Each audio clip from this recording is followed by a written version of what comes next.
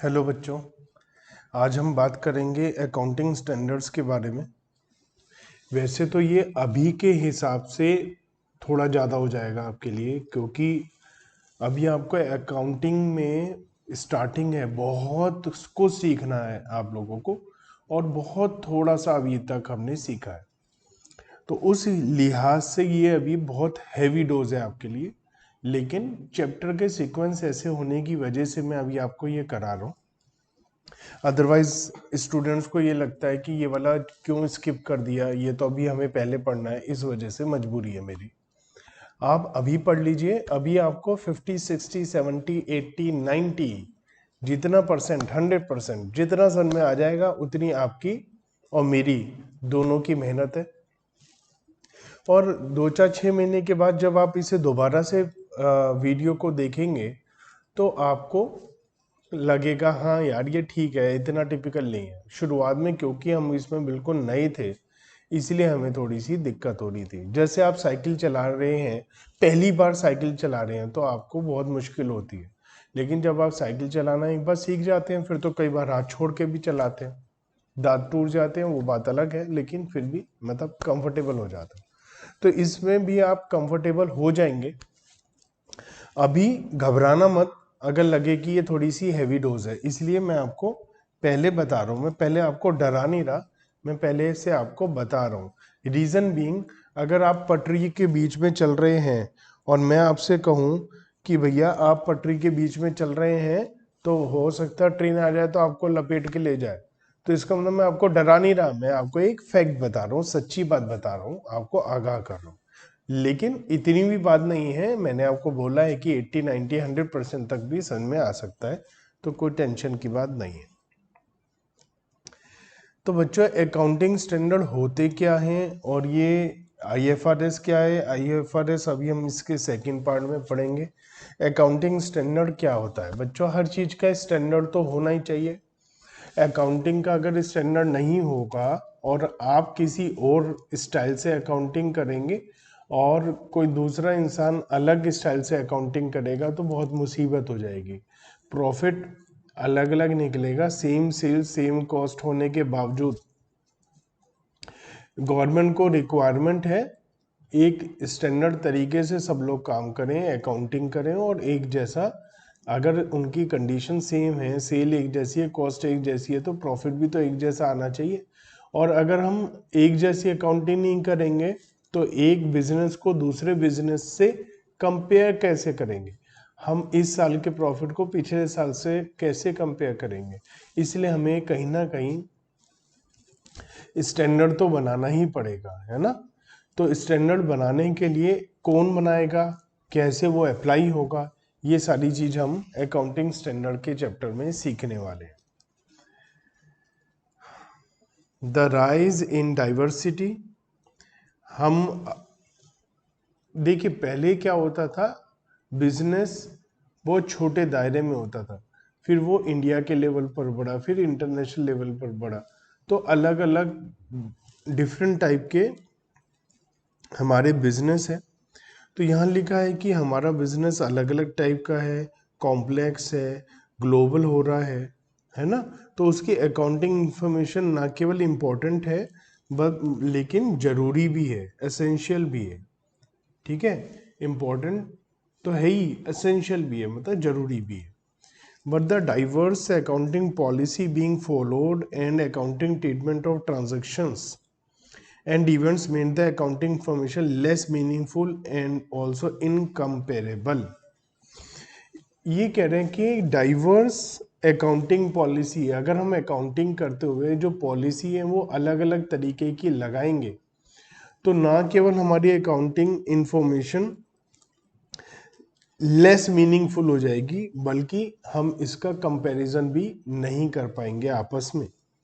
A need was दस felt that certain minimum standard should be universally applicable, कि कुछ ऐसा हो अकाउंटिंग में स्टैंडर्ड की जो हर जगह अप्लाई किया जा सके, so that the accounting statement have qualitative characteristics of reliability, relevance, understandability and comparability। तो अगर हम एक स्टैंडर्ड के हिसाब से ही अकाउंटिंग करेंगे तो अकाउंटिंग में जो हमारी बेसिक क्वालिटी वाली करेक्टरिस्टिक होनी चाहिए कि रिलायबल हो, आप उस पर विश्वास कर सकें, रेलेवेंस हो, आपके काम की हो, अंडरस्टैंड कर सकें, उसे समझ सकें और कंपेयर कर सकें। ये सारी इंफॉर्मेशन, ये सारी क्वालिटी उसके अंदर तभी आएगी जब हम लोग एक स्टैंडर्ड के हिसाब से सब एक जैसी अकाउंटिंग करेंगे। As a step towards this, an international accounting standard committee was set up in 1973. तो 1973 में एक इंटरनेशनल अकाउंटिंग स्टैंडर्ड कमेटी बनाई गई जिसके अंदर अलग अलग कंट्री के अकाउंटिंग बॉडी उसमें मेंबर बनी। इसका अब नाम इंटरनेशनल फाइनेंशियल रिपोर्टिंग बोर्ड है। जब बनाई गई थी जब उसका नाम था इंटरनेशनल अकाउंटिंग स्टैंडर्ड कमेटी, लेकिन अब इसका नाम है इंटरनेशनल फाइनेंशियल रिपोर्टिंग बोर्ड, जो 2001 में चेंज हुआ। तो अकाउंटिंग स्टैंडर्ड के क्या ऑब्जेक्ट हैं? अकाउंटिंग स्टैंडर्ड रूल्स हैं जो एक्सपर्ट ने बनाए हैं, कमेटी ने बनाए हैं, ताकि हम रिकॉग्नाइज करें,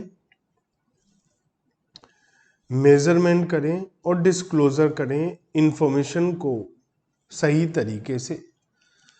हम जो फाइनेंशियल ट्रांजैक्शंस, जो लेन देन, जो अकाउंटिंग करते हैं जिसमें फाइनेंशियल ट्रांजैक्शंस को लिखते हैं, उनको कैसे रिकॉग्नाइज किया जाए, कैसे उनको मेजर किया जाए और कैसे उसको डिस्क्लोज किया जाए, ये सब हम अकाउंटिंग स्टैंडर्ड में सीखते हैं। The basic objective of accounting standard to standardize the accounting principles and policies with a view to bring a common approach in preparation of financial statements। हमने पढ़ा था फाइनेंशियल स्टेटमेंट मतलब trading account, profit and loss account, balance sheet. तो ये सब की सब एक सही तरीके से बने, एक जैसी बने, इसका एक स्टैंडर्ड फॉर्मेट हो, ये ऑब्जेक्ट है। Accounting standard also aim to provide valuation norms and disclosure requirements in respect to certain specific transactions and events। तो अकाउंटिंग स्टैंडर्ड हमें नॉर्म्स भी बताते हैं कैसे वैल्यूएशन करें किसी चीज़ की, कैसे किसी चीज़ को डिस्क्लोज करें, किसी एसेट को, लाइबिलिटी को, एक्सपेंसेस को, कुछ सर्टेन ट्रांजेक्शन और इवेंट के केस में। For example valuation of inventories, हमारे पास जो एंड में, ईयर एंड में स्टॉक बच जाता है, उसकी वैल्यूएशन कैसे करी जाए, ये अकाउंटिंग स्टैंडर्ड बताता है। अकाउंटिंग स्टैंडर्ड 2 है जो हमें बताता है। अभी मैंने आपको एक लिस्ट दे रखी है आगे, इसमें 32 अकाउंटिंग स्टैंडर्ड जो अभी तक इशू किए हैं उनकी, उसमें से कुछ एप्लीकेबल नहीं है, कुछ विड्रॉ हो चुके हैं, वो सारी लिस्ट हम देखेंगे। The accounting standard help in presenting a true and fair view of the operations and financial positions of an enterprise in its financial statements। तो अकाउंटिंग स्टैंडर्ड देखिए, मेन एम पता है क्या हमारी अकाउंटिंग का, कि हमारी जो फाइनेंशियल रिपोर्टिंग, फाइनेंशियल स्टेटमेंट्स हैं, मतलब बैलेंस शीट, P&L, वो ट्रू एंड फेयर व्यू दें। ट्रू एंड फेयर व्यू का मतलब पता है क्या है? वो ठीक ठाक सही सही बात बताए। 100% करेक्ट तो वो हो ही नहीं सकता, कहीं ना कहीं कोई गलती हो जाएगी। सपोज हमारी सेल 500 करोड़ रुपए है, अब 500 करोड़ में 1000, 2000, 10,000, लाख, 2 लाख, 5, 10 लाख भी इधर उधर हो गया तो हम उसे ट्रू एंड फेयर व्यू ही मानेंगे। लेकिन अगर हमारे पूरे साल की सेल 50,000 है और उसमें 10-20 हजार ऊपर नीचे हो गया तो वो ट्रू एंड फेयर व्यू नहीं होगा, क्योंकि उसमें काफ़ी चेंज हो जाएगा। तो ट्रू एंड फेयर व्यू है या नहीं, मतलब कि मोटा मोटा हमारा जो रिजल्ट निकल कर आ रहा है, हमारे को जो समझ में आ रहा है वो वही है। 19-20 का फर्क हो सकता है लेकिन इतना ज़्यादा फर्क नहीं है। तो अकाउंटिंग बॉडीज क्या क्या है, कौन कौन सी हैं अकाउंटिंग स्टैंडर्ड में, जो अकाउंटिंग स्टैंडर्ड बनाने में हेल्प करती हैं। World over professional bodies of accountants have the authority and the obligation to prescribe accounting standards। भाई इंडिया के अंदर आपको पता है, मैं चार्टर्ड अकाउंटेंट हूँ। चार्टर्ड अकाउंटेंट को जो एग्ज़ाम कराता है, जो चार्टर्ड अकाउंटेंसी का इंस्टीट्यूट है, उसे ICAI बोलते हैं, institute of chartered accountant of India. ये कहा जाता था पहले कि कोई कॉमर्स साइड का स्टूडेंट है तो उसका ये सपना है कि वो एक दिन चार्टर्ड अकाउंटेंट बने। This is the toughest course from the commerce side, और इसका मेन एम क्या है? अकाउंटिंग सही तरीके से हो, अकाउंटिंग की चेकिंग हो, सही है या नहीं। तो इंडिया में ICAI का ये ऑब्लिगेशन है कि अकाउंटिंग सही तरीके से मेंटेन्ड हो, इसलिए इंडिया में अकाउंटिंग स्टैंडर्ड ICAI इशू करता है। जैसे इंडिया में इंस्टीट्यूट ऑफ चार्टर्ड अकाउंटेंट है इंडिया, ऐसे ही पाकिस्तान में institute of chartered accountant of Pakistan है, श्रीलंका में institute of chartered accountant of Sri Lanka, Australia में institute of chartered accountant of Australia. ऐसे हर कंट्री में इंस्टीट्यूट होते हैं चार्टर्ड अकाउंटेंसी के, जो उस कंट्री में अकाउंटिंग के स्टैंडर्ड को मेंटेन करते हैं। इंटरनेशनल अकाउंटिंग स्टैंडर्ड आर, तो पूरी दुनिया में ज़रूरत है अकाउंटिंग स्टैंडर्ड की। तो 1973 में जो हमने बात की थी कि हमने एक इंटरनेशनल अकाउंटिंग स्टैंडर्ड बोर्ड बनाया, उन्होंने क्या करा, आगे जाकर के इंटरनेशनल अकाउंटिंग स्टैंडर्ड इशू किए। वो इंटरनेशनल अकाउंटिंग स्टैंडर्ड किसी पर्टिकुलर कंट्री पे या पूरी दुनिया पे एप्लीकेबल तो नहीं थे, लेकिन एक बेस था। अब मालिया institute of chartered accountant of India को लगता है कि वो बिल्कुल एज इट इज़ बहुत बढ़िया, तो उसे एज इट इज़ इंडिया में अप्लाई कर दे। लगता है उसमें इंडिया के इकोनॉमिक और यहाँ के अलग एनवायरनमेंट है, पूरी दुनिया के अलग है, तो यहाँ के अलग अलग एनवायरनमेंट के हिसाब से उस accounting standard, international accounting standard में कुछ चेंजेस की रिक्वायरमेंट है। तो क्या करा, ICAI ने उस अकाउंटिंग स्टैंडर्ड को उठाया, उसमें कुछ चेंजेस करके इंडिया में अप्लाई कर दिया। जरूरी नहीं थे कि जितने भी इंटरनेशनल अकाउंटिंग स्टैंडर्ड इशू किए गए सारे इंडिया में as a accounting standard issue किए गए, क्योंकि जिस चीज़ की इंडिया में ज़रूरत ही नहीं है उसको इंडिया में अप्लाई नहीं किया गया।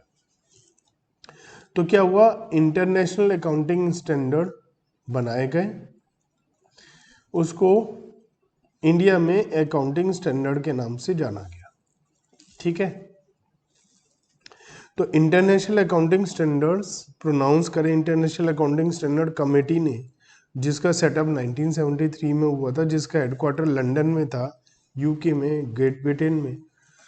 उसका ऑब्जेक्ट क्या था, to formulate and publish in the public interest accounting standard to be observed in the presentation of financial statements and to promote their world wide acceptance and observance. तो पूरी दुनिया में उन अकाउंटिंग स्टैंडर्ड को accept किया जाए, follow किया जाए, ऐसा सोचते हुए इंटरनेशनल अकाउंटिंग स्टैंडर्ड कमेटी ने इंटरनेशनल अकाउंटिंग स्टैंडर्ड्स निकाले to work generally for the improvement and, सब पूरी दुनिया में इम्प्रूवमेंट हो, हार्मोनाइज हो सके, रेगुलेशंस और अकाउंटिंग स्टैंडर्ड्स मेंटेन हो सके, इसलिए इसके अंदर सब कुछ बताया गया। जैसा मैंने आपको कहा, इंडिया में the institute of chartered accountant of India बनाया गया, और इन्होंने इंडिया में जैसे 1973 में इंटरनेशनल अकाउंटिंग स्टैंडर्ड बोर्ड बना और इंटरनेशनल अकाउंटिंग स्टैंडर्ड कमेटी बनी, ऐसे ही इंडिया में 1977 में अकाउंटिंग स्टैंडर्ड बोर्ड बनाया गया।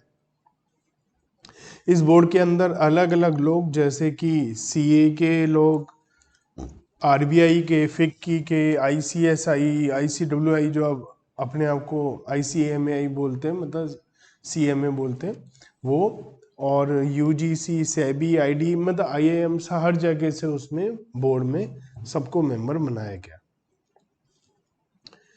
क्या फायदे हैं इसके अकाउंटिंग स्टैंडर्ड के? तो स्टैंडर्ड रिड्यूस करता है कंफ्यूजन अलग अलग अकाउंटिंग की वजह से। अगर कोई अलग अलग अकाउंटिंग करता है तो आपको कंफ्यूजन हो सकती है कि यार ये ठीक है या ये ठीक है, तो वो सब कंफ्यूजन दूर करता है। देयर आर सर्टेन एरिया जो important information is not required by the law to be disclosed, standard उन सबको डिस्क्लोज करवाता है। कई बार कोई लॉ नहीं कहता आपसे कि कुछ काम करिए, लेकिन वो इम्पोर्टेंट है फाइनेंशियल स्टेटमेंट्स को समझने के लिए। तो अकाउंटिंग स्टैंडर्ड बताता है कि भाई आप ये वाले अकाउंटिंग स्टैंडर्ड के हिसाब से ये इंफॉर्मेशन डिस्क्लोज करिए। इससे कंपैरिजन पॉसिबल होता है, अलग अलग जगह की कंपनी का आपस में कंपैरिजन पॉसिबल हो जाता है। क्या दुनिया में कोई चीज़ ऐसी है जिसके केवल फायदे हों? बिल्कुल भी नहीं। जिस चीज़ के फायदे हैं वहाँ कुछ नुकसान भी होते ही हैं हमेशा। तो क्या है डिसएडवांटेजेस अकाउंटिंग स्टैंडर्ड के? There may be a trend towards rigidity and away from flexibility in applying accounting standard. अगर आपसे कहा जाए कि भैया आपको सड़क के बाई तरफ लेफ्ट साइड ही चलना है और आपको लेफ्ट साइड ही चलना है, तो फायदा क्या होगा? एक्सीडेंट नहीं होंगे, बहुत सारे फायदे हैं। लेकिन नुकसान क्या है कि ये हमारी आज़ादी छीन गई, हम जहाँ मर्जी घूम सकते थे रोड पर, चाहे हम राइट में चाहे लेफ्ट में, जहाँ मर्जी गाड़ी चला सकते थे। अब इन्होंने जबरदस्ती कर दी कि अब तो लेफ्ट में चलाओ। ये कोई बात है? हम तो राइट में भी चलाएंगे, ये तो आज़ादी छीन गई हमारी। वो वाले लोग कह सकते हैं difference in accounting standards are bound to be because of difference in the tradition and legal system of one country to another. अलग अलग कंट्री के अकाउंटिंग स्टैंडर्ड थोड़े अलग अलग होंगे, क्योंकि वहाँ का सिस्टम अलग है, इकोनॉमिक एनवायरनमेंट अलग है, लीगल सिस्टम अलग है, ट्रेडिशन अलग है। Accounting standard can not override the law. ये एक अपने आप में थोड़ी सी प्रॉब्लम है कि ये लॉ के ऊपर नहीं है। अकाउंटिंग स्टैंडर्ड लॉ से नीचे है। अगर लॉ कुछ कहता है, अकाउंटिंग स्टैंडर्ड कुछ और कहता है, तो लॉ की बात मानी जाएगी। The standards are required to be framed within the ambit of prevailing state even though this is not acceptable, even though it is not an acceptable standard. ये लिखा है अकाउंटिंग स्टैंडर्ड ओवरराइड नहीं कर सकते law, मतलब law से against नहीं जा सकते, इन्हें लॉ के हिसाब से ही चलना पड़ेगा। The choice between the alternative accounting treatment in a particular situation is eliminated. मान लिया आपके पास दो तीन रास्ते हैं। अगर हम कहें आपसे कि आपको दिल्ली से मुंबई जाना है, तो आप बाय एयर जा सकते हैं, बाय ट्रेन जा सकते हैं, बाय रोड जा सकते हैं। आपके पास अलग अलग ऑप्शंस हैं। लेकिन अकाउंटिंग स्टैंडर्ड उन ऑप्शन को खत्म कर देता है कि एक जैसा ही काम करिए। बच्चों, मैंने जैसा आपको कहा था 32 अकाउंटिंग स्टैंडर्ड इशू किए जा चुके हैं, तो मैं आपको हर स्टैंडर्ड के बारे में 10-15 सेकंड में थोड़ा सा आपको बता दूंगा, ताकि आपको एक बेसिक आइडिया हो जाए ये अकाउंटिंग स्टैंडर्ड क्या है और क्या बताते हैं। आपको बता दूं, एक स्टैंडर्ड 20 पेज 20 30 40 पेजेस का होता है। इसके अंदर हमारे आगे जाकर जब हम सीए करते हैं, तो सीए के कोर्स में हम अकाउंटिंग स्टैंडर्ड पढ़ते हैं, तो एक एक अकाउंटिंग स्टैंडर्ड को पढ़ाने में 2 से 3 घंटे लग जाते हैं। AS1 अकाउंटिंग स्टैंडर्ड 1 है डिस्क्लोजर ऑफ अकाउंटिंग पॉलिसी। ये अकाउंटिंग स्टैंडर्ड आपसे कहता है कि जो जो अकाउंटिंग करते हुए आपने पॉलिसी का इस्तेमाल किया उन सबको डिस्क्लोज करिए, वो भी एक जगह पर, ताकि अकाउंटिंग स्टेटमेंट को पढ़ने वाला, बैलेंस शीट P&L को देखने वाला समझ पाए आपने क्या क्या मेथड यूज करें। AS2 जैसे मैंने पहले भी बोला था, वैल्यूएशन ऑफ इन्वेंट्रीज। हम अपने स्टॉक की, बचा हुआ स्टॉक जो साल के एंड में होता है, उसकी वैल्यूएशन कैसे करें, ये हमें अकाउंटिंग स्टैंडर्ड 2 बताता है। AS3 कैश फ्लो स्टेटमेंट, पूरे साल में पैसा कहाँ से आया, कहाँ गया, इसका एक प्रॉपर फॉर्मेट के थ्रू हम फाइनेंशियल स्टेटमेंट जब बनाते हैं, तो P&L, बैलेंस शीट और कैश फ्लो स्टेटमेंट भी एक पार्ट होता है उसका, तो वो कैसे बनाया जाए ये हमें AS3 बताता है।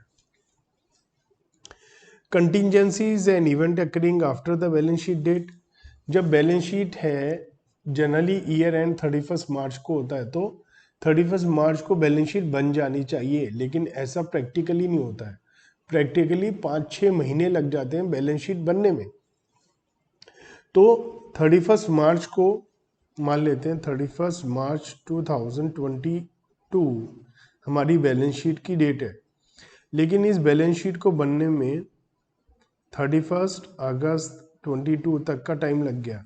तो इस बीच में जो नई नई बातें होंगी, जो नए नए इवेंट होंगे, कंटिजेंसी होंगी, उनका क्या करें अकाउंटिंग में, वो हम सीखेंगे, AS4 में सीखते हैं। ठीक है। AS5 नेट प्रॉफिट और loss for the period, prior period items and change in accounting policy. ये कैसा कहता है, ये एएस हमें बताता है पीएनएल कैसे बनाओ। अगर कोई पिछले सालों की गलतियों की वजह से आपने ठीक है अकाउंटिंग नहीं करी तो उसे कैसे इस साल लिखकर ठीक करिए। और अकाउंटिंग पॉलिसी जो रूल मेथड आप अपनाते हैं अकाउंटिंग करते हुए, अगर उसमें कोई चेंजेस हुए हैं तो कब कैसे चेंजेस हो सकते हैं, कौन सी सिचुएशन में चेंजेस अलाउड है, और अगर चेंजेस करें तो उसका क्या इफेक्ट आया है, वो सब हमें बताना होता है। AS6 विड्रॉ हो गया है AS10 की वजह से, लेकिन ये पहले ऑन डेप्रीशिएशन था। अब डेप्रीशिएशन का सारा ट्रीटमेंट AS10 पर ही डाल दिया है। AS10 जिसका नाम पहले फिक्स्ड असेट था, इसका नाम अब प्रॉपर्टी प्लांट एंड इक्विपमेंट है। इसके अंदर डेप्रीशिएशन के भी सारे पॉइंट आ गए हैं। इन AS में हम सीखते हैं कि अकाउंटिंग फिक्स्ड असेट के रिलेशन में हम अकाउंटिंग को कैसे करें। AS7 कंस्ट्रक्शन कॉन्ट्रैक्ट्स, जैसे कोई बिल्डिंग बनती है, कोई पुल बनता है, फ्लाईओवर्स बनता है, रोड बनती है, तो उसे कई कई साल लग जाते हैं। तो उस कई सालों में अकाउंटिंग कैसे की जाए। if suppose any contract run through 2 to 3 years and it will be completed after 3-4 years, then we can't wait for 3-4 years to find out the profit or loss. So every year we should have to find out the current year profit.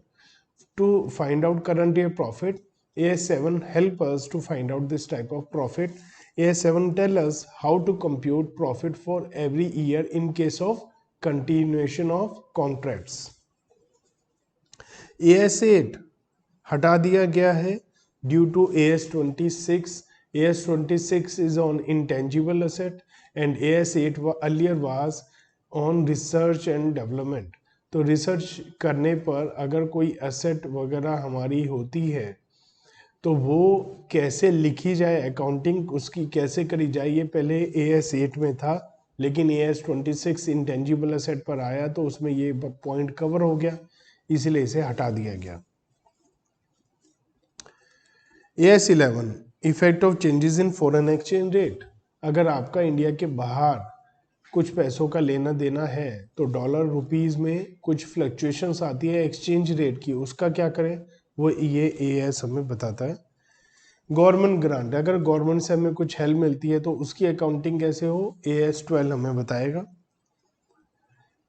AS13 accounting for investments, आपने कहीं पैसा लगाया है किसी company के shares, debentures या building में, तो उसकी अकाउंटिंग कैसे करी जाए, ये AS13 बताता है। AS14 accounting for अमलगमेशंस। बच्चों अगर दो कंपनी मिलकर काम करना चाहती है या एक कंपनी दूसरे को खरीद लेती है तो यहाँ पर अकाउंटिंग कैसे हो, ये हम AS14 में देखते हैं। बच्चों मैं एक एक लाइन में AS बता रहा हूँ तो भी कई कुछ स्टूडेंट को ऐसा लग सकता है कि इतना लंबा बवाल है ये, और ये सोचो अगर एक एक AS को पढ़ने में 2 से 3 घंटे लगेंगे तो कितना टाइम लगेगा। AS15 है एम्प्लॉय बेनिफिट कॉस्ट। इसमें क्या होता है, एम्प्लॉय के बेनिफिट मतलब उससे सैलरी, वेजेस और उसको जो भी तमाम दुनिया भर का पैसा या कोई बेनिफिट दिया जाता है तो उसकी मेजरमेंट कैसे की जाए, उसकी अकाउंटिंग कैसे करी जाए, ये हम एम्प्लॉय बेनिफिट में सीखते हैं।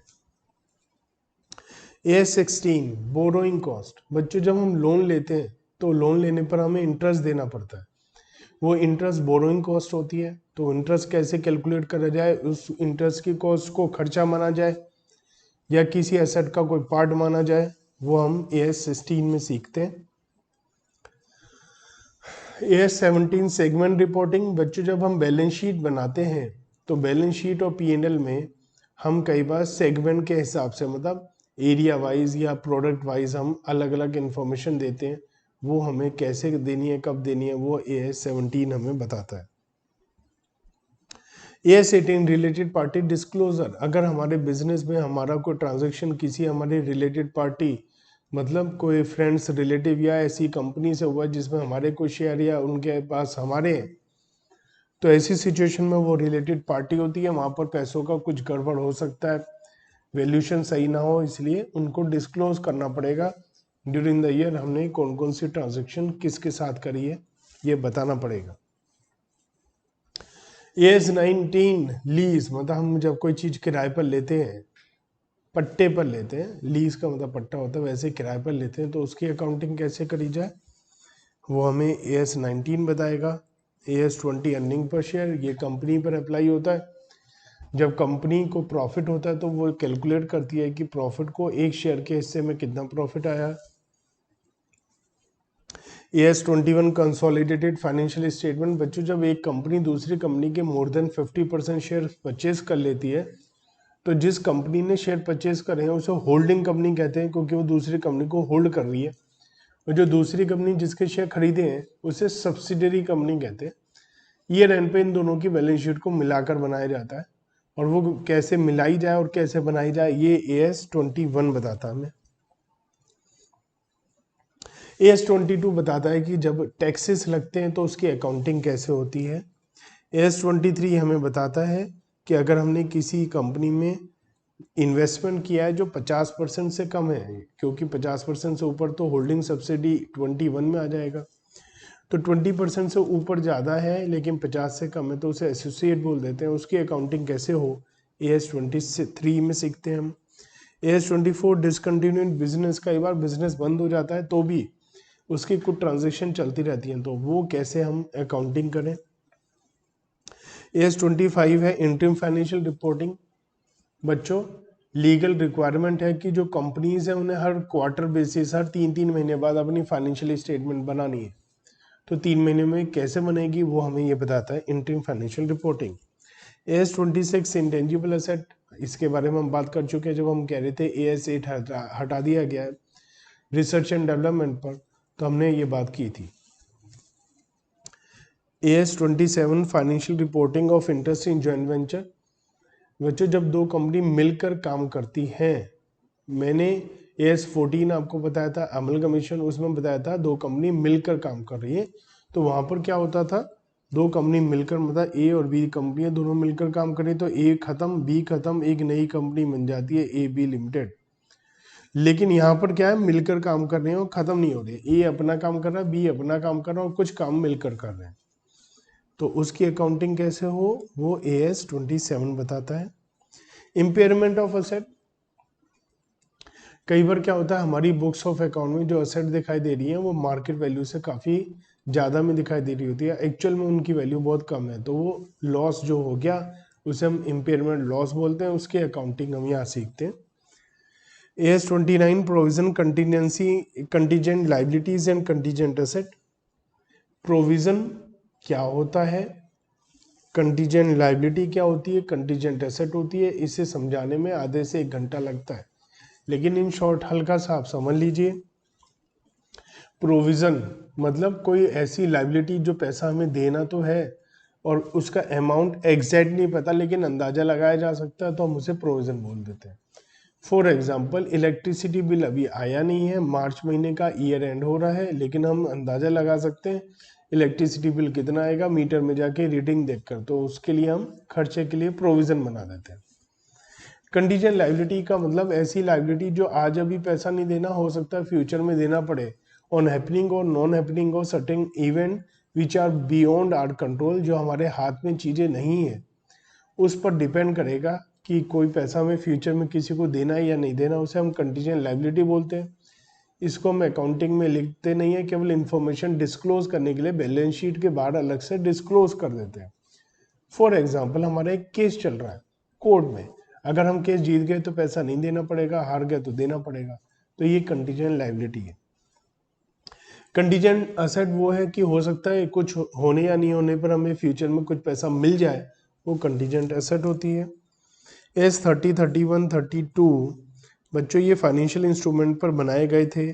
फाइनेंशियल इंस्ट्रूमेंट्स होता है कि आप किसी कंपनी के शेयर्स डिबेंचर खरीदते हैं, तो वो ये AS30, 31, 32 बनाए तो गए थे, लेकिन ये बनाने वाले को भी समझ में नहीं आया उन्होंने क्या बनाया, तो समझने वाले और समझाने वाला क्या करेगा, तो ये विड्रॉ हो गए, अप्लाई नहीं हो पाए, क्योंकि ये बहुत ही ऐसे बने कि सबकी हालत ख़राब हो गई, किसी को कुछ समझ में नहीं आया।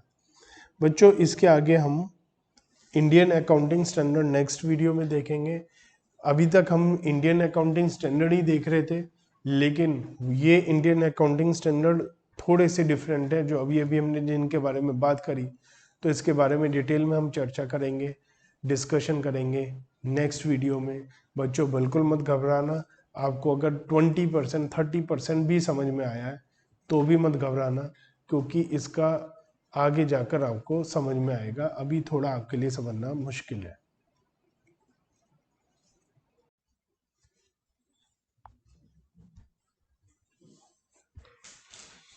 कन्वेंशन ऑफ यूनिफॉर्मिलिटी, ये कन्वेंशन क्या कहती है?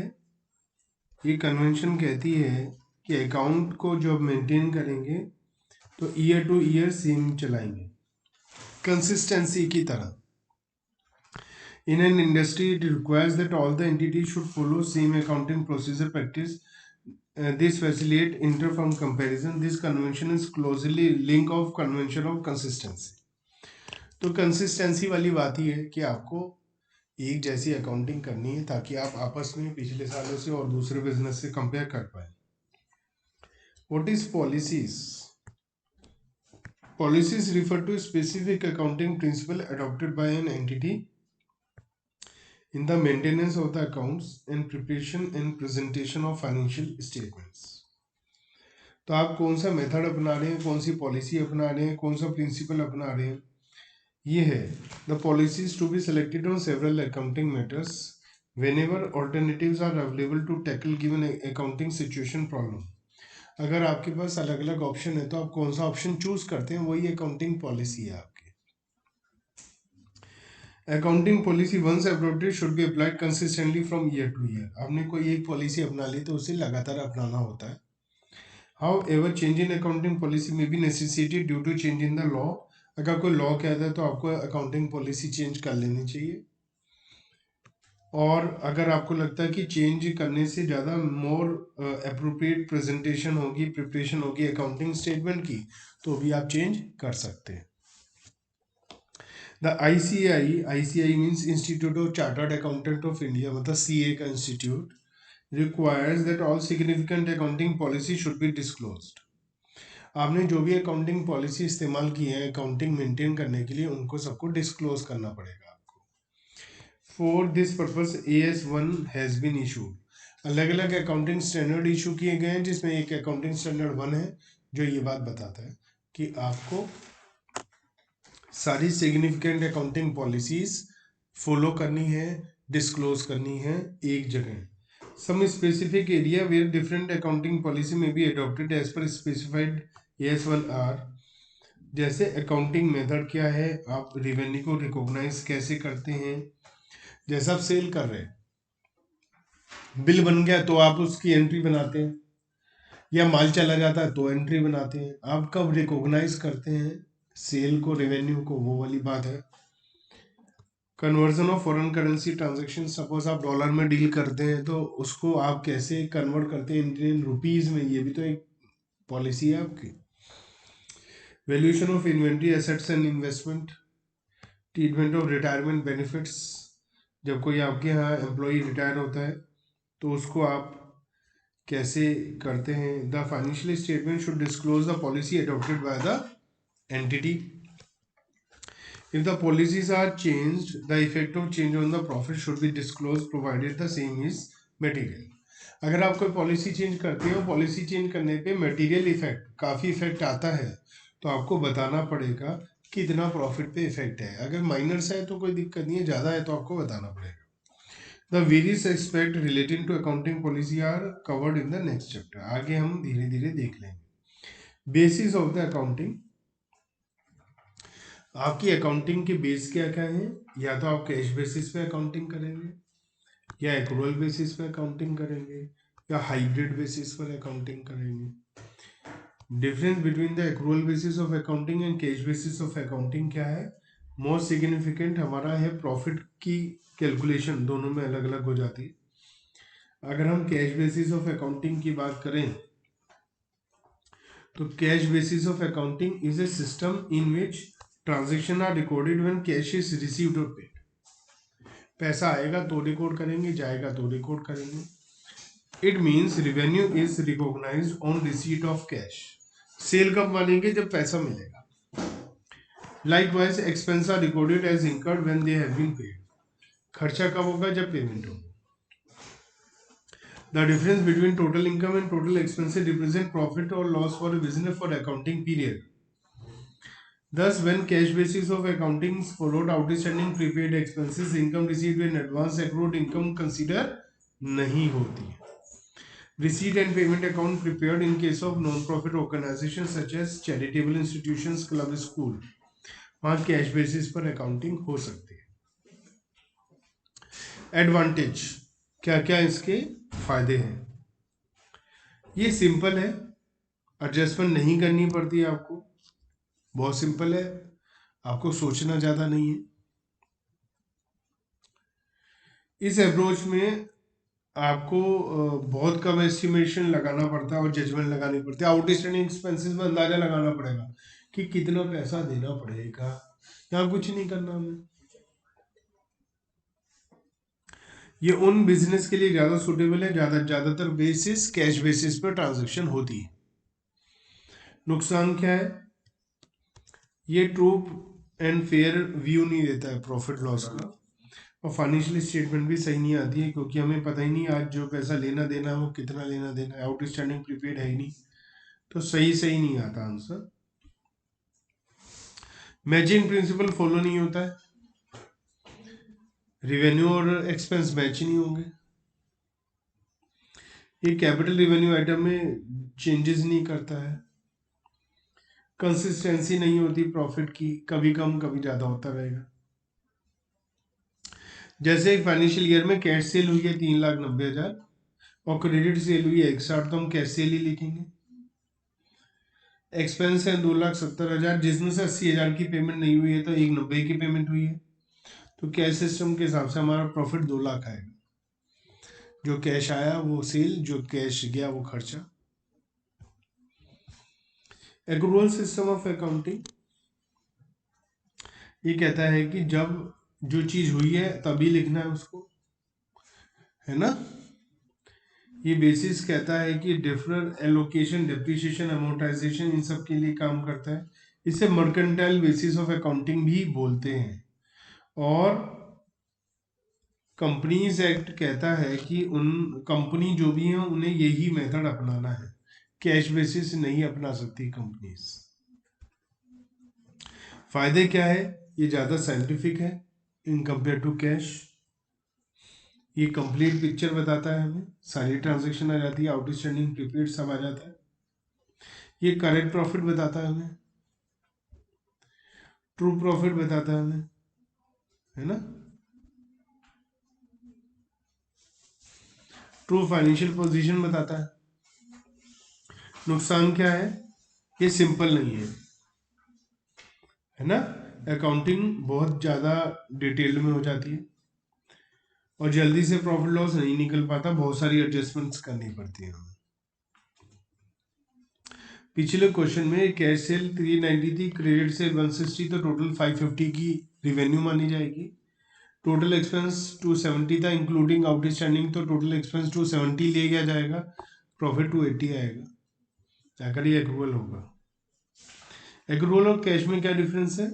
ट्रांजेक्शन रिकॉर्ड एक्रूअल में दोनों होती है, कैश और क्रेडिट, जबकि कैश में केवल कैश ट्रांजेक्शन रिकॉर्ड होती है. आउटस्टैंडिंग प्रीपेड एक्सपेंसेस सब हमारे आते हैं, जबकि यहाँ पर एडजस्टमेंट नहीं होती है. प्रॉफिट करेक्ट होता है और यहाँ प्रॉफिट करेक्ट नहीं होता है. एक्रूअल नॉलेज के लिए टेक्निकल नॉलेज की रिक्वायरमेंट है, जबकि यहाँ पर बहुत ज़्यादा टेक्निकल नॉलेज की रिक्वायरमेंट नहीं है. कैश आएगा तो लिख देंगे, जाएगा तो लिख देंगे, है ना.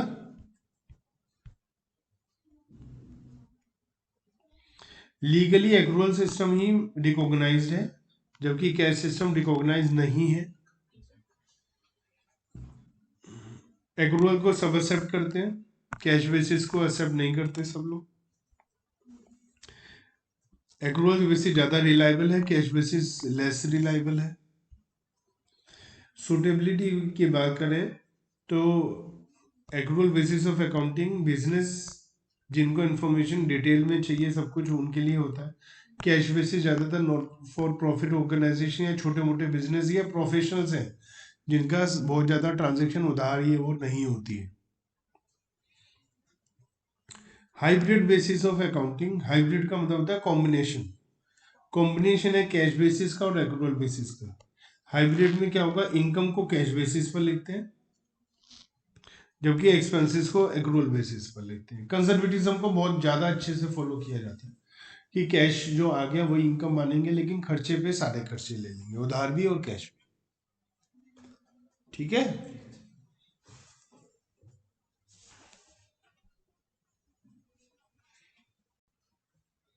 अब हम बात करते हैं कैपिटल एक्सपेंडिचर और रेवेन्यू एक्सपेंडिचर के बारे में।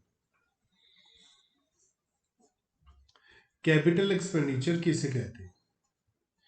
Any expenditure which is incurred in acquiring or increasing the value of fixed asset is termed as capital expenditure। हमारी फिक्स्ड एसेट बढ़ जाएंगी।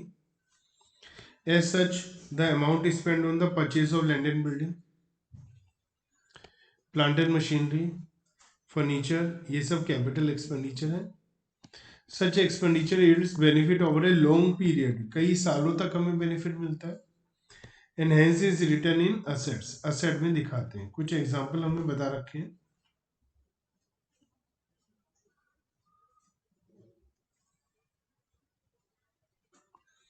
जैसे फिक्स्ड एसेट खरीदी आपने,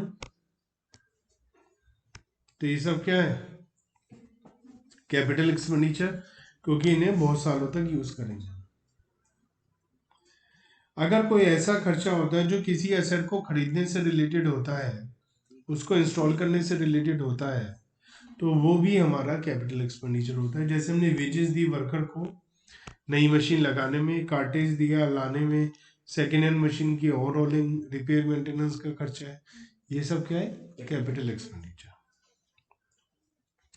ऐसा खर्चा जो हमारे एक्सटेंशन करता है फिक्स्ड एसेट में या इम्प्रूवमेंट करता है, and which increases the earning capacity of such asset, such amount spend increasing the seating capacity of cinema hall.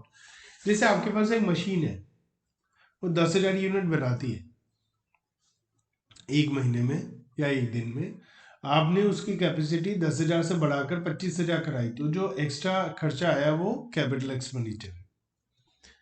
लेकिन उस एसेट को मेंटेन करने का खर्चा कैपिटल एक्सपेंडिचर नहीं है। जैसे कि आपकी मशीन 10,000 बनाती है, थोड़ी पुरानी हो गई, अब वो 6,000 बना रही है, आपने फिर खर्चा करा, वो 10,000 बना रही है, तो ये रिवेन्यू एक्सपेंसेस है, क्योंकि उसके ओरिजिनल कैपेसिटी तक वो लेकर गया है। अगर वो उसको भी बढ़ाएगा तो कैपिटल एक्सपेंडिचर होगा। कार के टायर, ट्रक के टायर चेंज कराए तो वो रिवेन्यू एक्सपेंसेस है, क्योंकि वो उसको मेंटेन कर रहा है बस।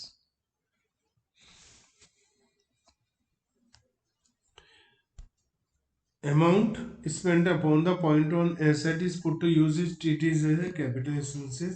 जैसे लीगल फीस, ब्रोकरेज, अगर किसी प्रॉपर्टी को खरीद रहे हो, इंटरेस्ट और लोन दे रहे हो कोई एसेट को बनाने से पहले, ये सब कैपिटल एक्सपेंडिचर है, उसकी कॉस्ट में जुड़ जाएंगे। लेकिन एसेट को बनने के बाद का जो इंटरेस्ट है वो कभी भी उसकी कॉस्ट में नहीं जुड़ेगा। सपोज आप एक बिल्डिंग बना रहे हो, बिल्डिंग बनाने के लिए लोन लिया, उस लोन पर जो भी इंटरेस्ट दोगे वो सब बिल्डिंग की कॉस्ट में जुड़ जाएगा। लेकिन एक बार बिल्डिंग बनकर तैयार हो जाएगी तो उसके बाद कोई भी कॉस्ट नहीं जुड़ेगी, वो सारी कॉस्ट फिर P&L में जाएगी, रिवेन्यू नेचर। कोई एसेट बनाने से पहले तक का खर्चा तो कैपिटल नेचर होगा, उसके बाद का कोई भी खर्चा कैपिटल नेचर उसमें नहीं होगा। हाँ, आप अगर कोई नया बिजनेस शुरू करते हैं, जैसे पेटेंट करना, प्रीलिमिनरी एक्सपेंसेस, गुडविल, ये सब भी कैपिटल एक्सपेंडिचर होता है। Interest on capital up to the point production is ready to commence और during the period of formation of company. Again वही, जैसे इंटरेस्ट ऑन लोन है किसी एसेट को बनाने से पहले, ऐसे बिजनेस स्टार्ट होने से पहले का इंटरेस्ट ऑन कैपिटल तो कैपिटल नेचर हो जाएगा, लेकिन उसके बाद का नहीं। Expenditure incurred on purchase of second hand asset, और उस पर जो खर्चा हुआ वो सब वर्किंग कंडीशन लाने का, repair maintenance, denting, painting, overhauling, ये सब कैपिटल नेचर एक्सपेंडिचर है। रिवेन्यू नेचर एक्सपेंसेस, ये वो हैं जिनका बेनिफिट हमें एक साल के अंदर अंदर ही मिल जाता है। जैसे इन सबको ट्रेडिंग P&L में डालते हैं हम, इससे हमारी अर्निंग कैपेसिटी नहीं बढ़ती है, जबकि बिजनेस मेंटेन और चलता रहता है। जैसे manufacturing, office expense, selling expense, ये बिजनेस को चलाने के खर्चे होते हैं। Ordinary repair maintenance, goods purchase किया, डेप्रिसिएशन, रॉ मटेरियल खरीदा, उसे फिनिश गुड्स में कन्वर्ट करा, interest on asset after asset put to use, तो सब क्या है? Revenue nature expense. पुरानी मशीन का कोई पार्ट खराब हो गया, उसे चेंज करा, तो ये भी क्या है? रिवेन्यू नेचर, क्योंकि आपकी अर्निंग कैपेसिटी बढ़ी नहीं, मेंटेन हुई है। असेट को बेचने पे प्रॉफिट लॉस होता है, वो सब रिवेन्यू नेचर हो जाता है। दोनों के बीच में क्या फर्क है?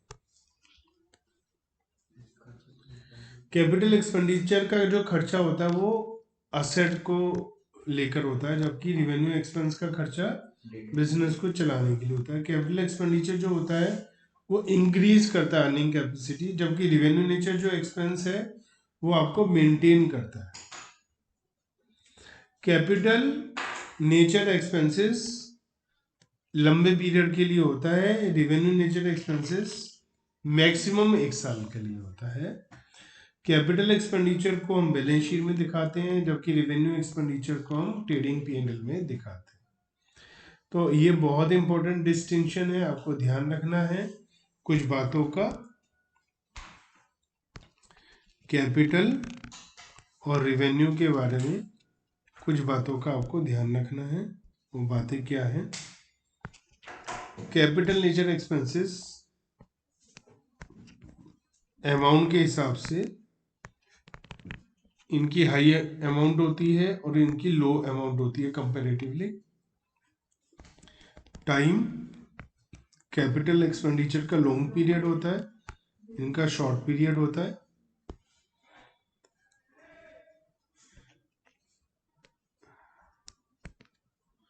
रिपीट, तो कैपिटल एक्सपेंसेस नॉन रिकरिंग होते हैं, बार बार नहीं होते, जबकि ये रिकरिंग होते हैं, ये बार बार होते हैं।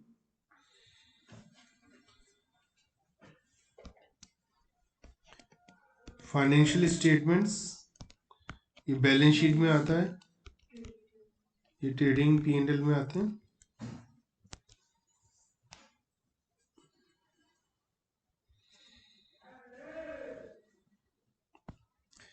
कैपेसिटी इंक्रीज होती है, इससे मेंटेन होती है ना?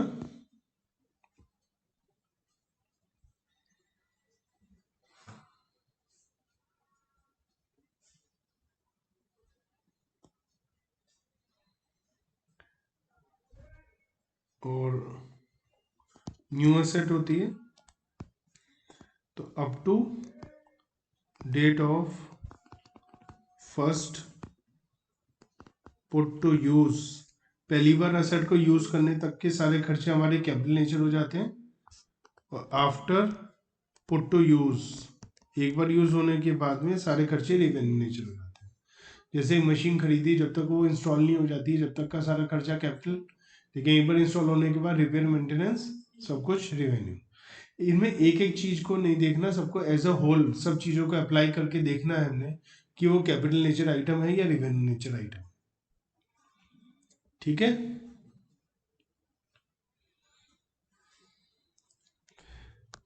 एक होता है deferred revenue expense.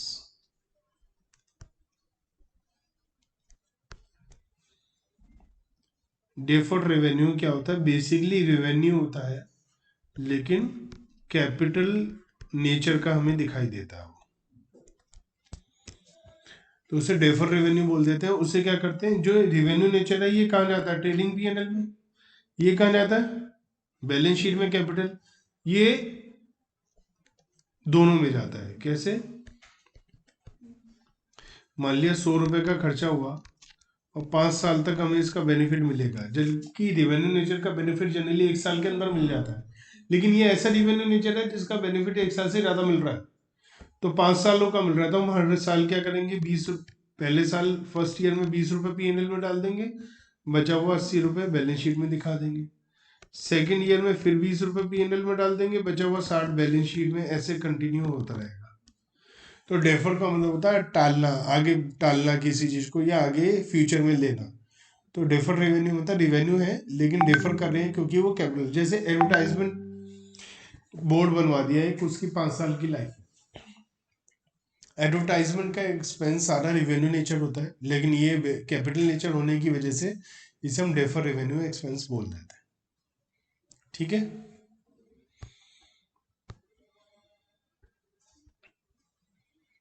Illustration number 1।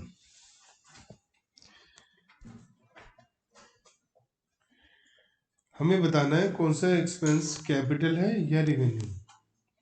50 to 100 rupees हमने रिपेयर पर करे हैं सेकेंड हैंड कार खरीदने से, यूज करने से पहले। सेकेंड हैंड खरीदी, यूज करने से पहले 5200 रुपए का रिपेयर का खर्चा, कैपिटल नेचर हो जाएगा, है ना। 3000 रुपए का खर्चा हमने मशीन की रिपेयरिंग में करा, रेवेन्यू नेचर हो जाएगा। फ्रेट और कार्टेज नई मशीन पर हमने खर्च किया और डायरेक्शन चार्जेस है, कैपिटल नेचर हो जाएगा। 4000 रुपये हमने व्हाइट वॉशिंग और पेंटिंग ऑफ न्यू फैक्ट्री, लेकिन अगर व्हाइट वॉशिंग एक्सपेंस पुरानी वाली फैक्ट्री पर होंगे तो वो रेवेन्यू नेचर। ठीक है, cost of annual white washing revenue. Fire insurance premium है, 1 जुलाई को दिया है, 1 साल का 2400, तो 1 महीने का कितना हो गया, 200 रुपये हो गया। ठीक है, और ये हमने 1 जुलाई को दिया है, हमारा ईयर कब खत्म होता है, और ये जो एक्सपेंस है ये 1 जुलाई तक है। 1 जुलाई का मतलब 30 जून तक, है ना, 30 जून तक। तो अप्रैल मई जून 3 महीने का हमारा प्रीपेड हो गया, है ना। तो जो एक्सपेंस है हमारा 9 महीने का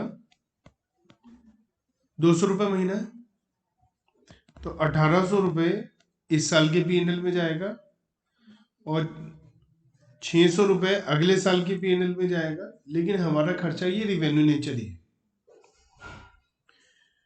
20,000 रुपये की नई मशीन खरीदी है, कैपिटल नेचर हो जाएगा। 5,000 रुपये हमने शेयर इशू करें और 3,000 रुपये लीगल एक्सपेंसेस है लोन से रिलेटेड, कैपिटल नेचर हो जाएगा।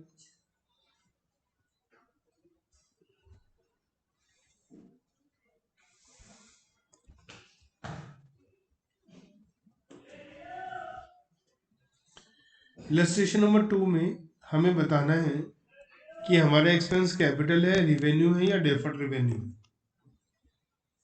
ठीक है, कंपनी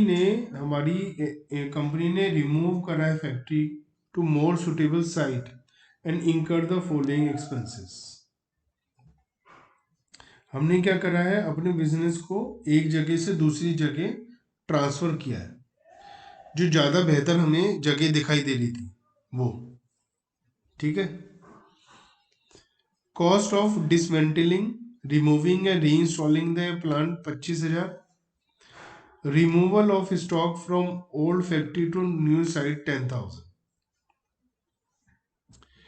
तो हमारे पास ये दोनों टाइप के जो खर्चे हैं तो कायदे से ये रिवेन्यू नेचर, एक जगह से दूसरे जगह के लिए, तो हम इन्हें बेसिकली रिवेन्यू नेचर है। अगर हमें ऐसा लगता है ये कि इसका बेनिफिट हमें ज़्यादा लंबे समय तक मिलेगा तो हम इसे डेफर्ड रेवेन्यू भी कर सकते हैं। ठीक है ना। वैसे कुछ लोग ये भी कह सकते हैं कि जो स्टॉक है एक साइड से दूसरी साइड, वो एक नॉर्मल फीचर है, तो ये रिवेन्यू हो गया। लेकिन जो हमारी जो प्लांट है, प्लांट तो हमारा क्या होता है, प्लांट एक फिक्स्ड एसेट है, उसको अगर आप इधर से उधर शिफ्ट कर रहे हो तो ये नॉर्मल फीचर नहीं है आपके बिजनेस में। तो ये आप क्यों कर रहे हो? क्योंकि आप अपने बिजनेस को चेंज कर रहे हो, आप रोजाना तो चेंज करते नहीं हो। तो आपका बेसिक रिवेन्यू एक्सपेंस है, लेकिन क्योंकि इसका बेनिफिट लंबा मिल सकता है आपको, तो आप इसे डेफर रिवेन्यू मान सकते हैं या सिंपल रिवेन्यू भी मान सकते हैं।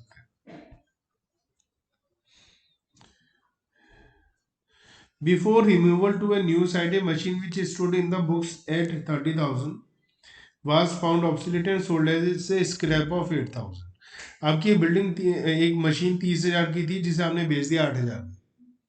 तो जो 22,000 रुपये का लॉस है ये रिवेन्यू नेचर है, क्योंकि loss on sale of asset हम रिवेन्यू मानते हैं। ठीक है। और एक नई एसेट जिसे इंस्टॉल करा है आपने, ये तो कैपिटल नेचर हो गई हो। जो एसेट बेचने पे लॉस है वो रिवेन्यू नेचर।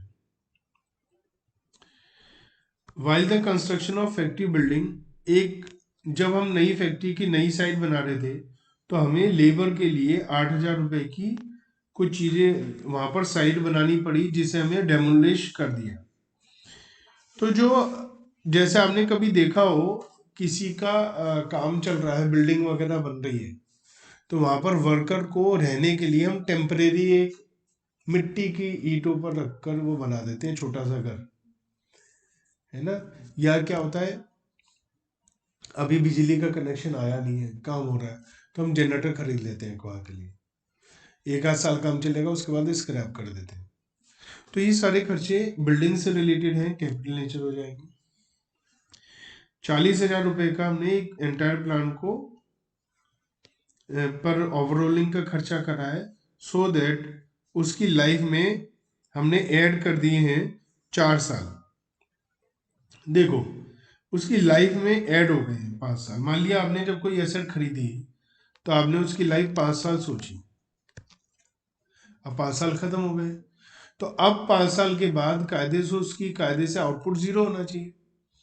आप उस पर खर्चा करके इसमें एडिशनल 5 साल ऐड कर रहे हो, तो ये तो कैपिटल नेचर हो गया। अगर नॉर्मल वो कोई एक्सीडेंटली या वैसे चलते हुए मशीन खराब हो जाती है और उस पर ओवरऑलिंग का खर्चा होता है तो वो रिवेन्यू नेचर हो जाता। लाइफ बढ़ा रहे हैं तो क्या हो गया, 10 लाख रुपए कंस्ट्रक्शन के हैं, कैपिटल नेचर हो जाएगा। 50,000 रुपये हमने स्पेंड करे हैं, एक्सपेरिमेंट कर रहे थे और वो एक्सपेरिमेंट सक्सेसफुल नहीं हुआ, तो रिवेन्यू नेचर। बिजनेस में हम एक्सपेरिमेंट वगैरह करते रहते हैं, काम नहीं हुआ, सक्सेसफुल नहीं हुआ, तो रिवेन्यू। एक इस पे अकाउंटिंग स्टैंडर्ड है, वो ये कहता है कि आप रिसर्च वगैरह पे जो भी खर्चा करते जा रहे हो ना, सब रिवेन्यू नेचर है। अगर रिसर्च सक्सेसफुल हो गई तो उसके बाद का खर्चा, और जब तक आप प्रोडक्ट फिजिबल है यानी मार्केट में, इन सब का खर्चा फिर वो कैपिटल नेचर माना जाएगा। लेकिन जब तक वो सक्सेसफुल नहीं हो रही तो सारा रिवेन्यू नेचर। ठीक है।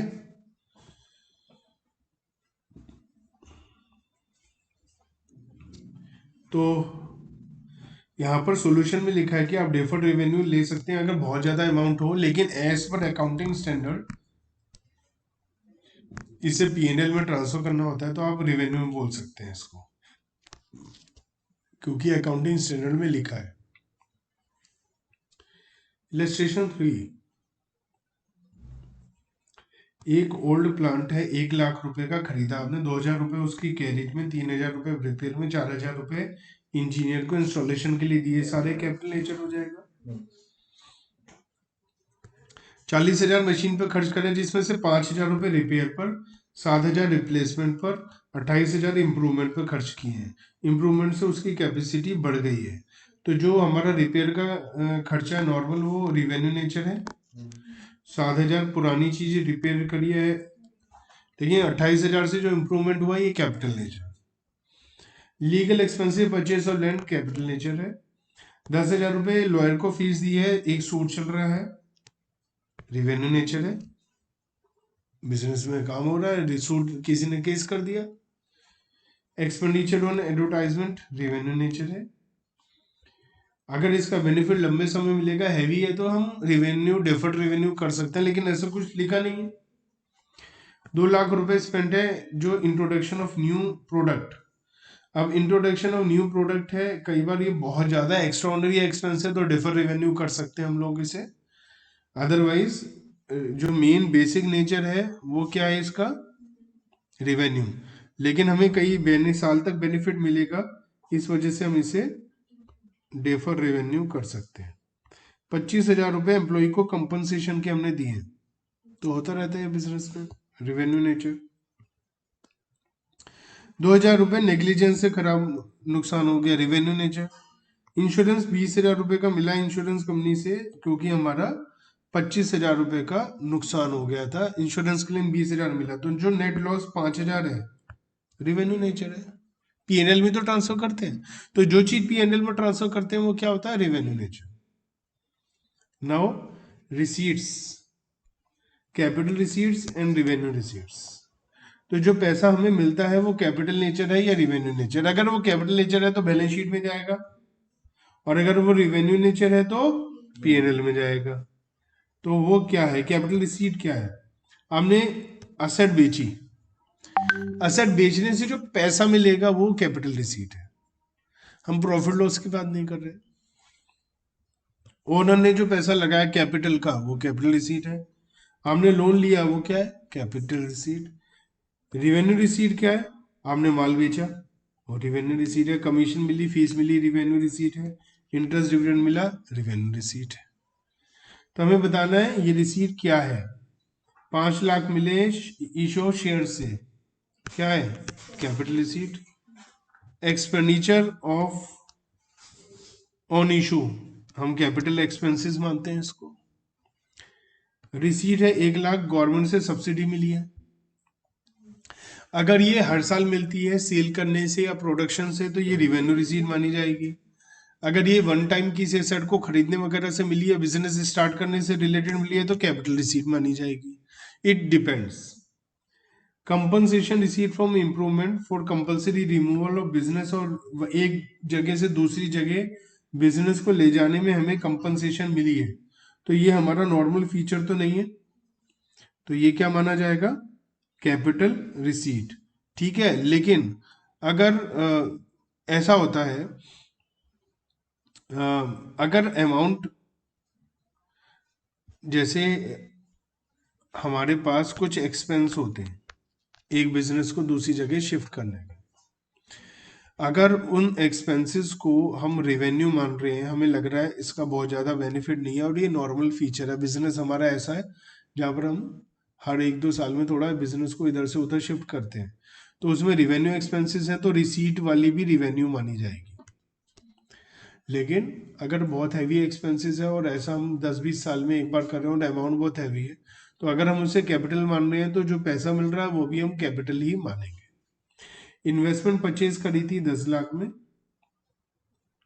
2007 में, 2015 में वो 12 लाख रुपए की हो गई, ठीक है, और बेच दिया उसको, है ना, 10 वाली एसेट को 12 लाख रुपए में, 10 लाख वाली एसेट को 12 लाख में बेच दिया, तो एक तो कैश मिला कितने का, 12 लाख का, और एक प्रॉफिट हुआ है 2 लाख का।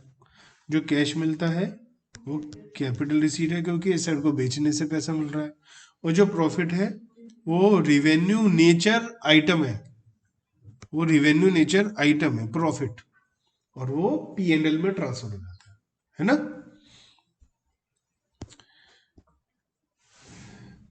हमने 8 लाख रुपए एम्प्लॉयज के वेलफेयर के लिए खर्च करे हैं कंस्ट्रक्शन पे, कैपिटल नेचर एक्सपेंसेस है। 5 लाख गवर्नमेंट से मिले हैं, कैपिटल नेचर रिसीट है। ठीक है, तो कैपिटल नेचर आइटम्स के बारे में हमें जरूर पता होना चाहिए क्योंकि ये हमारे लिए बहुत इंपॉर्टेंट होते हैं। कंटीजेंट असेट्स और कंटीजेंट लायबिलिटीज क्या होती हैं?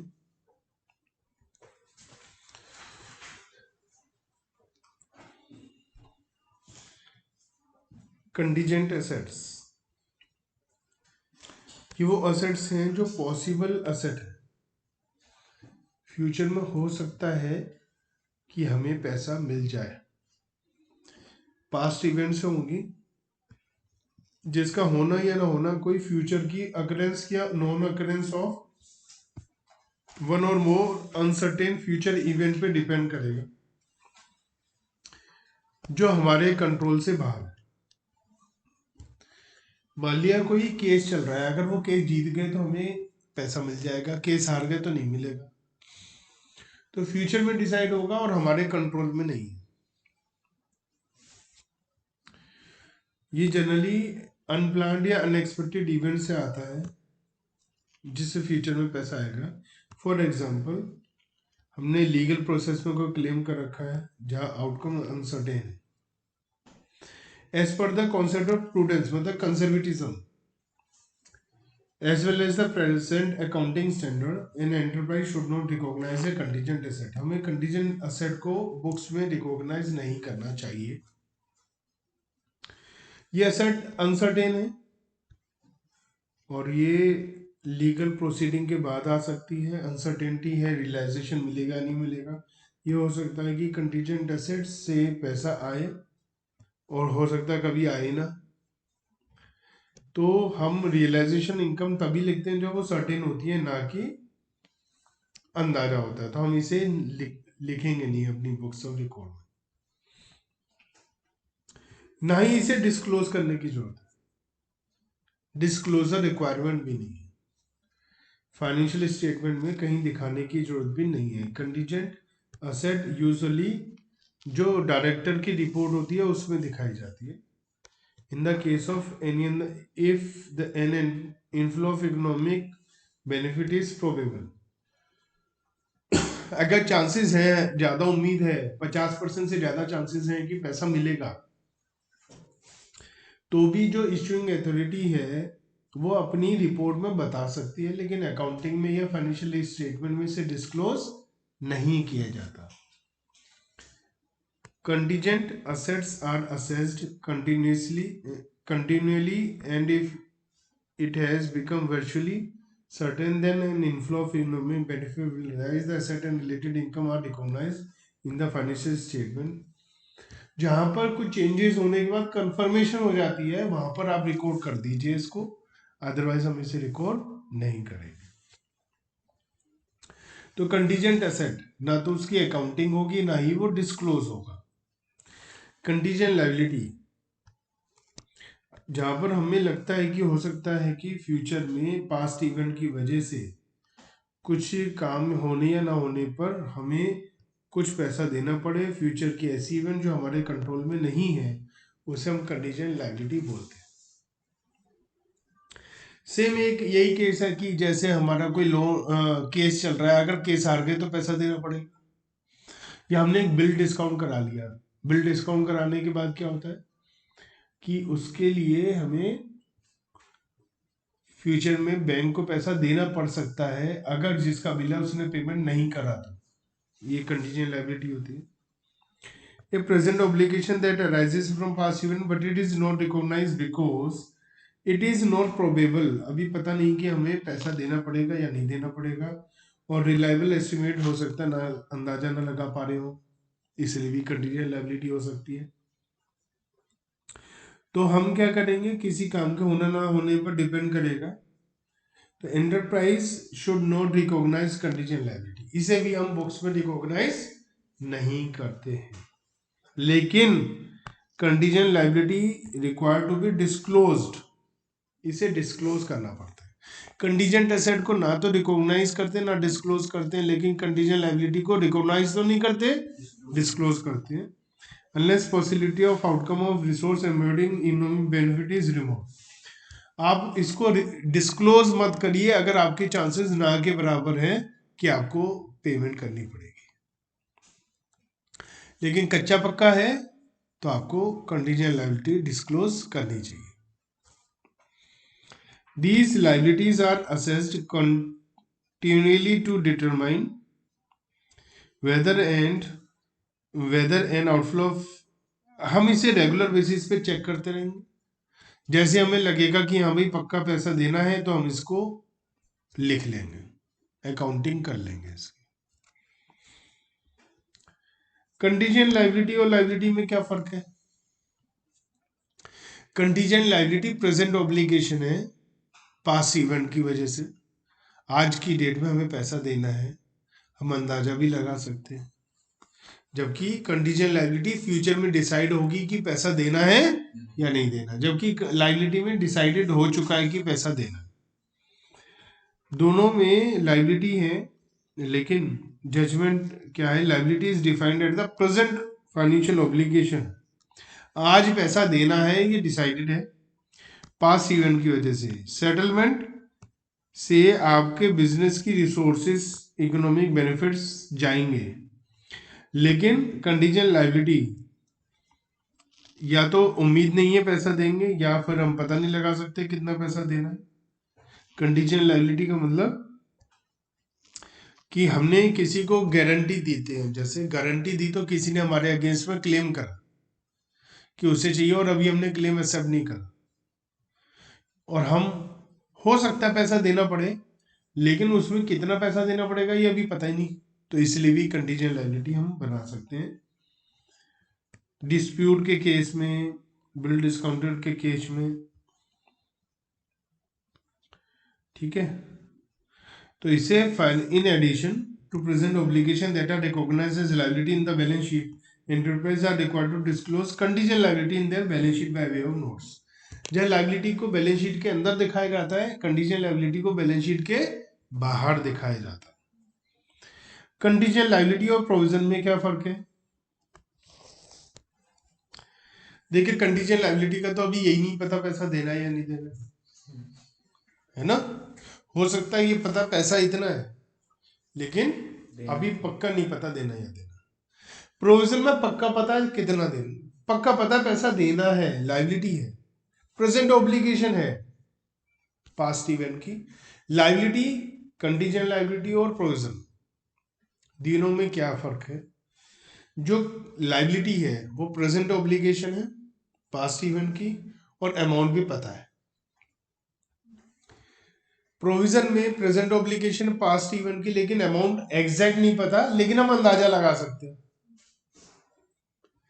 कंटीजेंट लायबिलिटी में तो प्रेजेंट ऑब्लिगेशन भी नहीं है, अभी फ्यूचर में डिसाइड होगा, हो सकता है अमाउंट फिक्स हो सकता है अमाउंट फिक्स नहीं है, और हम अंदाजा भी नहीं लगा सकते, तो वो कंटीजेंट लायबिलिटी है। प्रोविजन और लायबिलिटी दोनों को बुक्स में रिकॉर्ड किया जाता है, रिकॉग्नाइज किया जाता है। कंटीजेंट लायबिलिटी को बुक्स में रिकॉर्ड नहीं किया जाता, बस एज ए इंफॉर्मेशन डिस्क्लोज किया जाता है फाइनेंशियल स्टेटमेंट के बाद, ठीक है। तो प्रोविजन प्रेजेंट लायबिलिटी है, कंटीजेंट लायबिलिटी पॉसिबल ऑब्लिगेशन है, पॉसिबल लायबिलिटी है, ठीक है।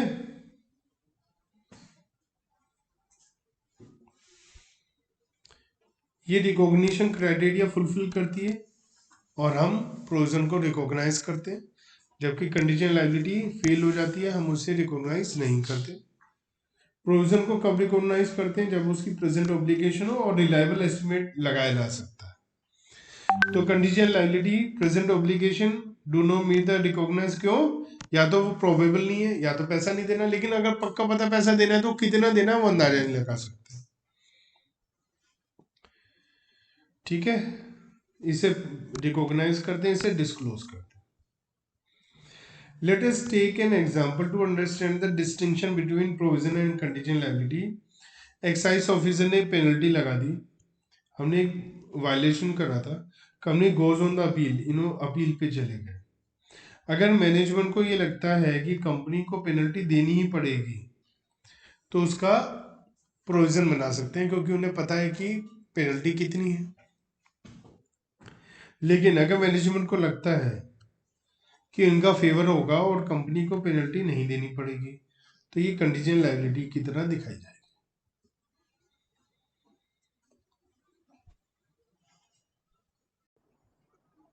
बच्चों, लास्ट क्लास में मैंने आपको पढ़ाया था अकाउंटिंग स्टैंडर्ड, और मैंने बताया था उसके क्या फ़ायदे होते हैं, कैसे वो अप्लाई होता है। ICAI, institute of chartered accountant of India, India में उसे अप्लाई करती है जिन जिन चीज़ों के लिए ज़रूरत होती है। 32 अकाउंटिंग स्टैंडर्ड अभी तक इशू किए जा चुके हैं, जिसमें से कुछ एप्लीकेबल नहीं है, कुछ विड्रॉ हो चुके हैं। तो ये इंडियन अकाउंटिंग स्टैंडर्ड क्या है, वो इंडियन ही तो पढ़ रहे थे हम। देखिए, पहले क्या हुआ, इंटरनेशनल अकाउंटिंग स्टैंडर्ड बोर्ड बना, उन्होंने इंटरनेशनल अकाउंटिंग स्टैंडर्ड निकाले, इशू किए, जो किसी पर्टिकुलर कंट्री पे अप्लाई नहीं थे। एक बेस था, उन्होंने जो जो मेंबर थे उन सबसे कहा या तो इसे एज इट इज आप अप्लाई कर लीजिए, या इसमें कुछ चेंजेस करना हो तो वो चेंजेस करके आप अप्लाई कर लीजिए। इसको इंडिया में अकाउंटिंग स्टैंडर्ड के नाम से जाना जाता है, लेकिन ये आउटडेटेड है। फिर क्या हुआ, international accounting standard board financial reporting standard board रह गया, ठीक है। और उन्होंने international financial reporting standard issue करने शुरू कर दिए। कुछ इंटरनेशनल अकाउंटिंग स्टैंडर्ड जो ऑलरेडी इशूड थे उन्हें एज इट इज ले लिया, कुछ में अपडेशन कर दी और कुछ नई सीरीज इशू करी IFRS के नाम से।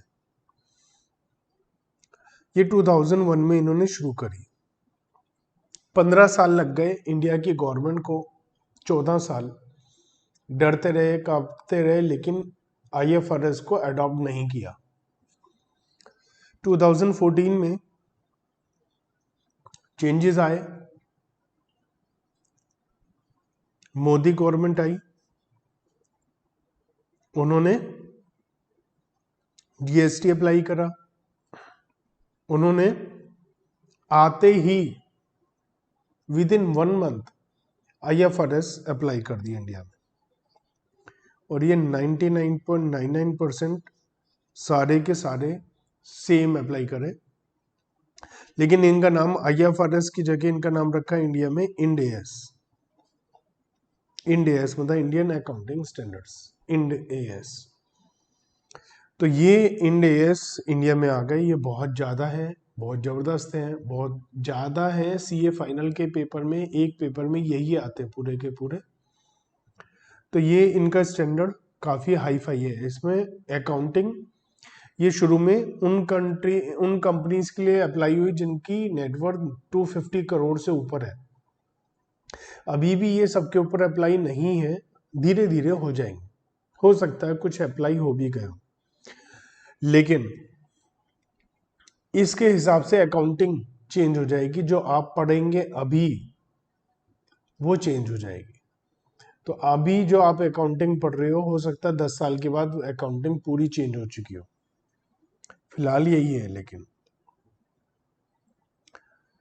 तो इनकी बात करते हैं इंटरनेशनल फाइनेंशियल रिपोर्टिंग स्टैंडर्ड्स की, जिन्हें हम IFRS के नाम से जानते हैं, क्योंकि पूरी दुनिया में ट्रेड होने लगा, डायरेक्ट इन्वेस्टमेंट होने लगी, कैपिटल फ्लो होने लगे, टेक्नोलॉजी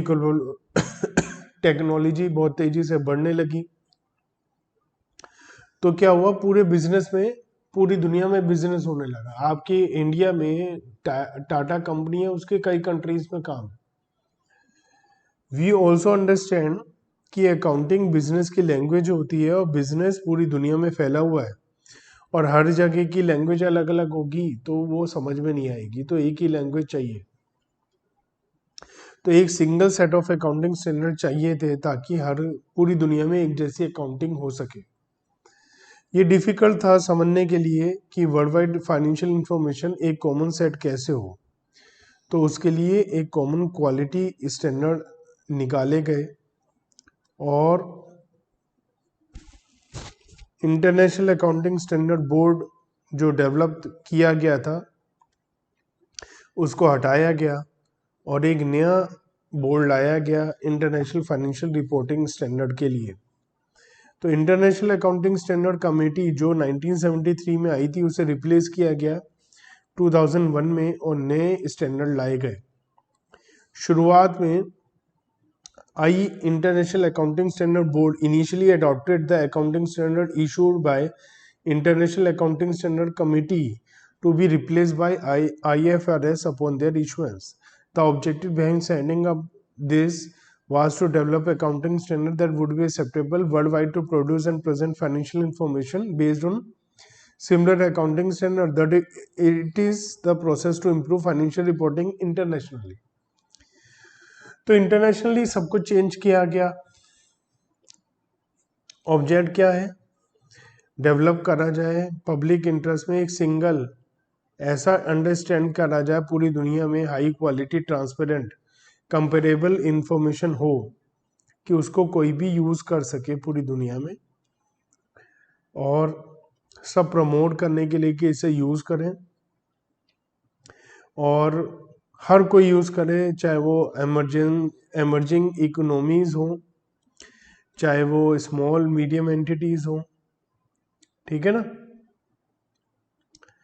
तो to bring about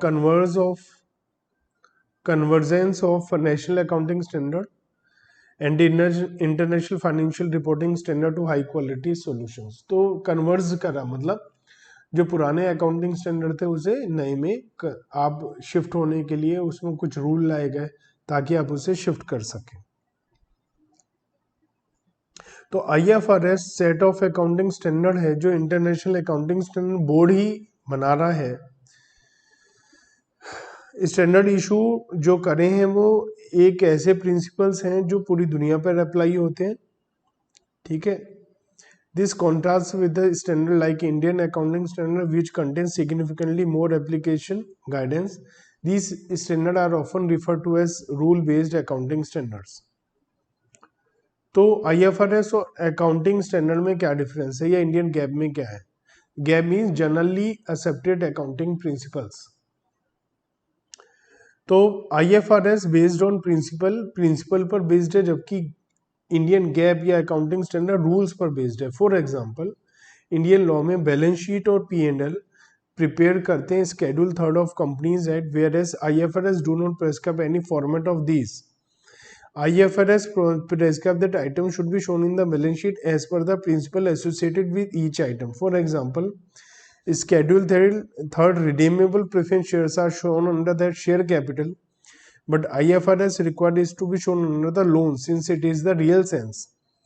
In short, ये बात अभी आपको समझ में नहीं आएगी क्योंकि ये शेयर कैपिटल क्या है, ये सब कुछ रिडेम्पशन प्रेफरेंस शेयर्स, ये सब आप 12th में जाकर पढ़ेंगे।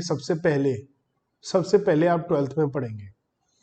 तो अभी आपके लिए थोड़ा सा मुश्किल हो सकता है। अगर आप 11th में, अगर आप 12th के उसके बाद है तो आपको बात समझ में आ जाएगी कि प्रेफरेंस शेयर्स जो होते हैं वो preference share share holder fund में दिखाया जाता है, जबकि आपका अकाउंटिंग IFRS कहता है कि ये सब बकवास है, ये शेयर्स कहाँ से हो गए, ये शेयर है ही नहीं है, तो लोन है, क्योंकि इसका ओनर तो है ही नहीं, कोई डिसीजन तो लेते नहीं, इनको कोई जितना ज़्यादा प्रॉफिट है उतना ज़्यादा हिस्सा तो मिलेगा नहीं, इन्हें फिक्स रेट से डिविडेंड मिलेगा। तो ये just like this are loan, तो इसे लोन की तरह दिखाया जाना चाहिए। Preference share capital is not capital but loan, ठीक है। तो ये बात हमें IFRS एक नए तरीके से हाई फाई अप्रोच लेकर चलता है, ये मानकर चलिए। IFRS फेयर वैल्यू लेकर चलता है, मतलब कि IFRS कहता है कि आज आपको ये एसेट बुक में दिखा रहे हैं, बिल्डिंग है, तो उसकी आज की वैल्यू या फेयर वैल्यू होनी चाहिए।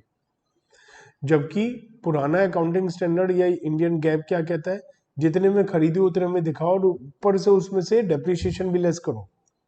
ये इतनी अजीब व गरीब बात है कि इंडियन गैप या पुराने ES और IFRS में क्या डिफरेंस है, ये इंड AS बोल सकते हैं इसे। अब जैसे एक बिल्डिंग 20 लाख की खरीदी, इस पे डेप्रिसिएशन लगाते लगाते हम 12 लाख दिखाएंगे, और हो सकता है वो 20 लाख वाली बिल्डिंग आज की डेट में 35 लाख हो, तो IFRS कहता है 35 लाख पे दिखाओ, जबकि AS कहता है 12 लाख पे दिखाओ। तो दुनिया भर का जमीन आसमान का फर्क है अकाउंटिंग का। और अंडर IFRS यूजफुल लाइफ को हम बार बार देखते हैं हर बार, जबकि इंडियन गैप में या AS में जनरली शुरुआत में देखते हैं, बीच में देख लेते हैं लेकिन इतना ज्यादा नहीं।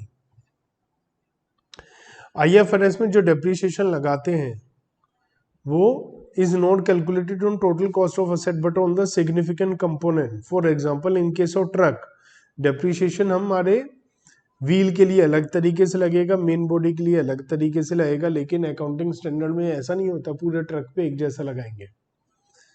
तो IFRS ज्यादा उसको बारीकी से देख रहा है ना। IFRS वाइड फ्रेमवर्क देता है, ये थोड़ा टिपिकल भी है, ज्यादा डिटेल में देता है, जबकि अकाउंटिंग स्टैंडर्ड का ऐसा कुछ भी नहीं है।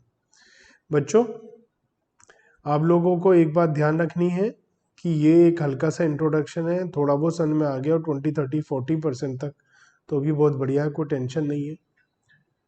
अब हम आगे पढ़ेंगे अकाउंटिंग इक्वेशन, वो बहुत ही ज़्यादा अच्छा, मज़ा आएगा आपको। और वो न्यूमेरिकल बेस भी है, थ्योरी बेस हमारा अब लगभग ख़त्म हो गया, तो आप उसमें बहुत एंजॉय करेंगे।